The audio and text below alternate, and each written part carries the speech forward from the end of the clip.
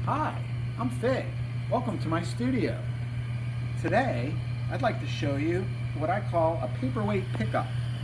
What I'm going to do is I'm heating up this blob of glass, and I have this little lamp-worked spider that I built over here that I'm going to encase inside this plug of glass that I'm doing. Sydney is showing you that a little bit, but come back to me for a second. You can show them that later when I'm doing more boring things. What I'm going to do is I'm going to heat up the spider with this little torch.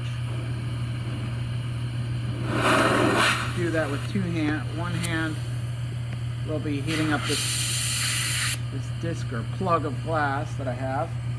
My left hand, I'll get that going, because this needs to be rip, snorting hot, very liquid. Meanwhile, this spider that I'm heating up over here needs to be warm. It doesn't need to be rip, snorting hot. But you're going to see I'm going to get it to glow a little orange. And then I'm going to shut this torch off and put it down because I can't do both at the same time. But it's pre-warmed up. And then I will get this plug, which is getting pretty hot, rip snortingly hot, and I'm just about ready to go get it, so you can follow me and zero in on this pickup.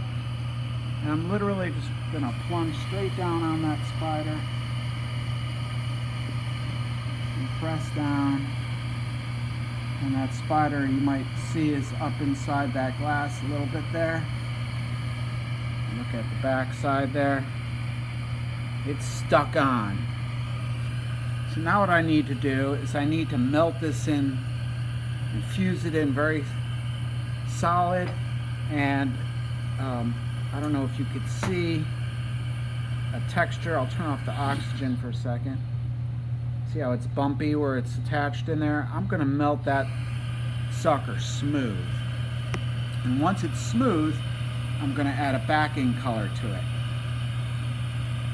So I want to melt it smooth before I get that backing color so that the backing doesn't go up into the grooves that are in there right now. So I'm going to go ahead and put this really intense flame on there, focus the flame on problem areas, and get the glass to all just liquefy and fire polish nice and smooth. And I'm getting the areas I want to get hot, really hot with this small flame, and then I'll go back to the big flame and just soak the whole thing in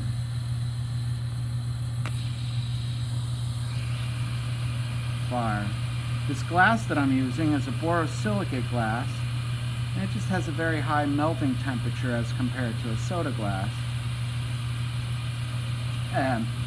which I'm used to working with. So this takes a little longer than I like it to happen, but you can't rush goodness. You just got to be patient. And it's working. I'll shut off this big flame and hit it once again with the small flame.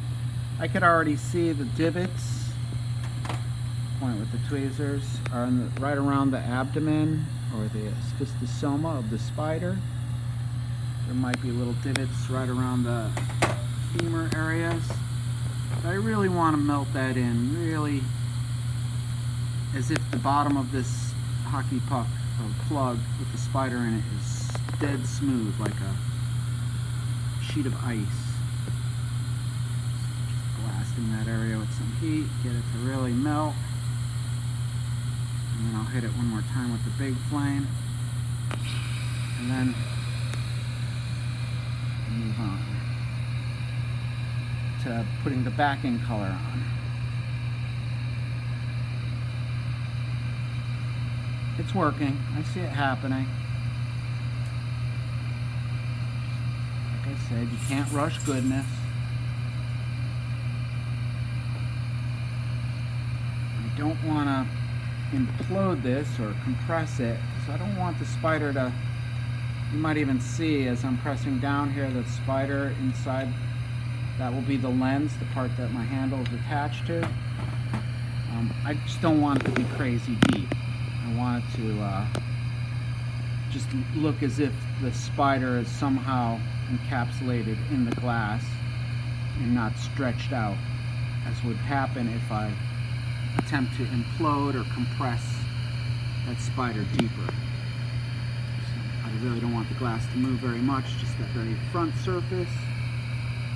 And I think I'm pretty happy with it. I'm going to turn off the oxygen and see if we could see the reflection. I don't know, can you see that reflection? Are you seeing that in the video? There's a slight little dimple right there, but that's okay. It's just going to fill up with it. Yeah. Alright, so what I'm going to do now is I'm going to go over to my left. I have these two dishes with powderized glass. This far dish, so I'm going to go in first, is a glass that's called double amber purple. So if it was a sheet of glass, it would be a sheet of amber glass that you could look through. But because it's a powder, it'll have an opacity to it. There's a bunch of silver in the glass that helps affect the color. See that chunk of powder there? And they call it double amber purple because sometimes those silvers react with the flame and cause different colors. There's a whole chemistry behind it. And I'm going to do this by dipping it in the powder like you just saw me do, and then I'm going to melt that face of powder. You see it congealing into little bits and pieces. And the next color I'm going to go into is this color that's called silver strike. And it's a more opaque color. If I was to have a sheet of glass made of silver strike, you wouldn't be able to see through it. It would just be this big beige sheet of glass. So I'm going to do this a number of times.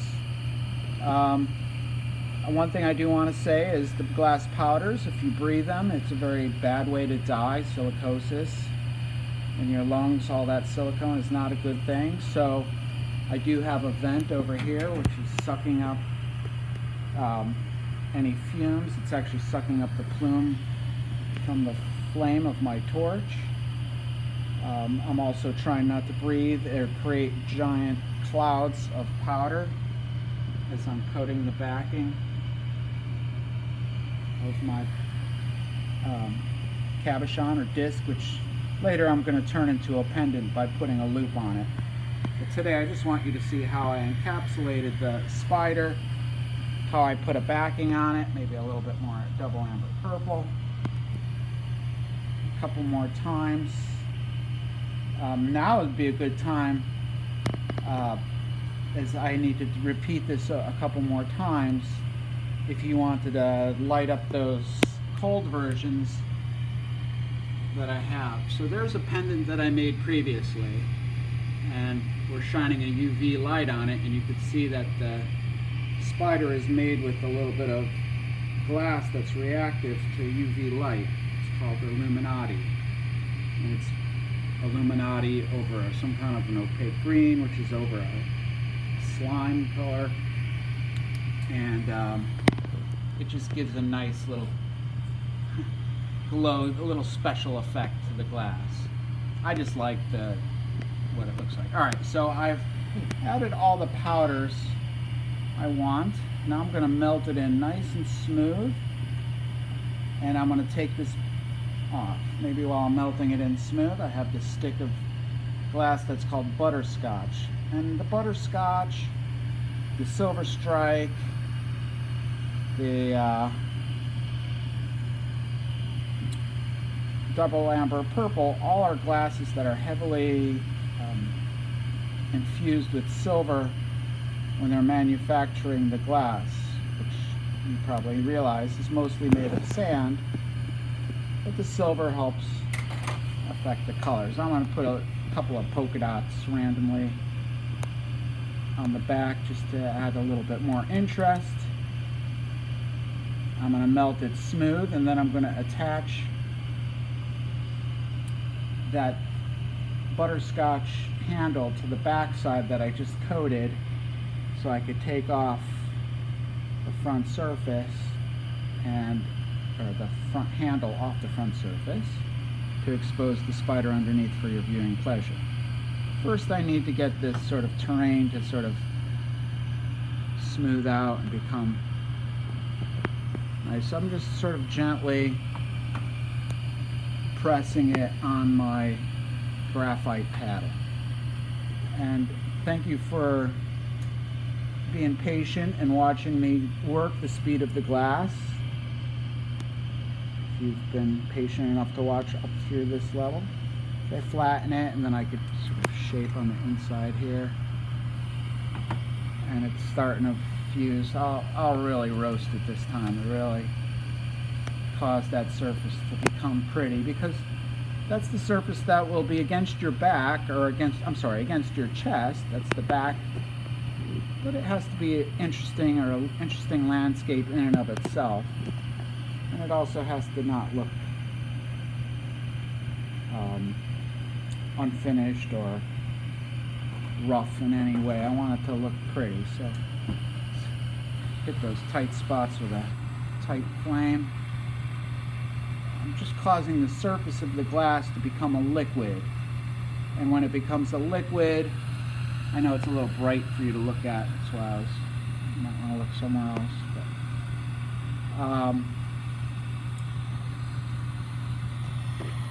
as that surface becomes a liquid, surface tension causes it to become a pretty shape. Ow, that's a bad thing. Thanks for picking that up for me. Luckily it bounced off my foot before it bounced off the ground. Looks like I got some bubbles there. I'm gonna pop those bubbles. I like them.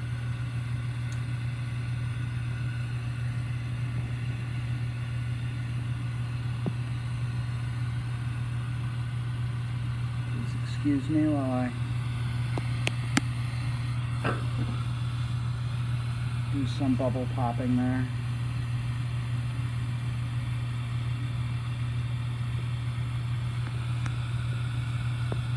Glass just had to do some of its funky thing, so whatever. As long as I don't disturb that spider on the other side,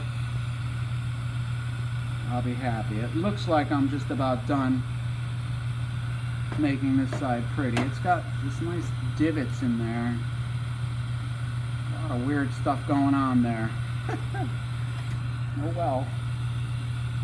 Maybe I could fill that divot with some more butterscotch and make it so it's a nice smooth surface.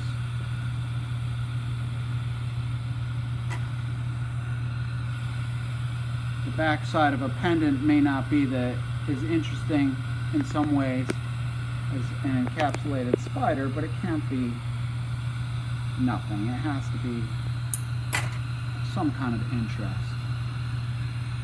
If you look at the back side, you saw how I polka dotted some of that butterscotch on the back side of that pendant that Sydney is showing you there. Alright, I am now happy with the back side of this. It looks good. I'm going to take this rod of butterscotch. It is the same color as what the backing is, so if I leave a little deposit of it, it's okay, but I'm going to literally just glue it onto the back there. It's called a punty. Then I'm going to melt right where that connection point is. I'm just going to hit it with the fire and let it just melt off so this clear handle just goes away. I'm doing more than just that too, actually. I'm heating that whole front face.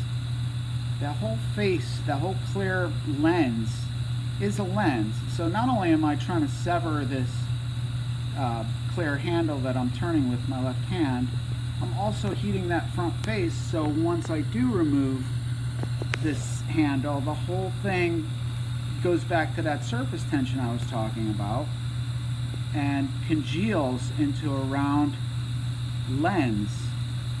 So you'll see as I initially take it off, it looks like a nipple or those weird cookies with the thumbprint in the middle there. That's one scary nipple. You suckle on that with a spider behind there. Sorry. Alright. So now it's just a matter of, I'll nuke this a little bit, get it really hot, and let you see what it's going to look like, and then I'll let you guys go while I finish turning this into a pendant. So I'm going to blast this with some really good big fire. Just get that sort of bump to melt in, just with surface tension. I mean, I could touch it to a mold, but if there's dirt or any imperfections, that could be an issue, but it does speed things along. It doesn't make it perfect, but it makes it go faster. And then I'll just get it so it's presentable to show you guys. There we go.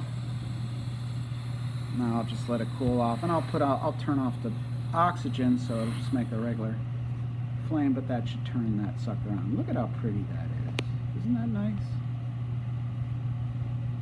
Hey, thank you for coming and seeing me. See y'all later.